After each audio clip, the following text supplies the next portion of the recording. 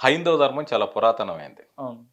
దాని మీద కొన్ని వందల, వేల ఏళ్ల నుంచి దాడులు జరుగుతూనే ఉన్నాయి. మన దేశంలో ఉన్న కొంతమంది తిరగబడి ఉండొచ్చు. హ్మ్. విదేశాల నుంచి వచ్చిన కొంతమంది పోరాడి ఉండొచ్చు. హ్మ్. అయినప్పటికీ కొన్ని వేల సంవత్సరాలుగా భారతీయ హైందవ ధర్మం చెక్కు చెదరకుండా ఉంది. ఒక ధర్మాన్ని కాపాడుకోవడానికి భక్తి మాత్రమే సరిపోదు. పోరాటం కూడా అవసరం.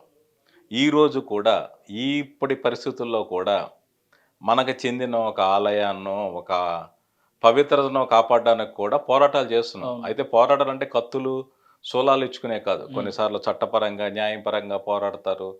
కొన్నిసార్లు సామాజికంగా పోరాడతారు. నిరసనలు తెలుపుతుంటారు. పోరాటం అయితే మాత్రం తప్పనిసరి. అలా ఆ కాలం నాటి పరిస్థితుల్లో ఒక ధర్మాన్ని నిలబెట్టడానికి కన్నప్ప చేసిన పోరాటం తాలూకు ఆ ఛాయలే మీకు కనపడతాయి తప్పితే యాక్షన్ ఫర్ యాక్షన్ సేక్ మాత్రం కాదు.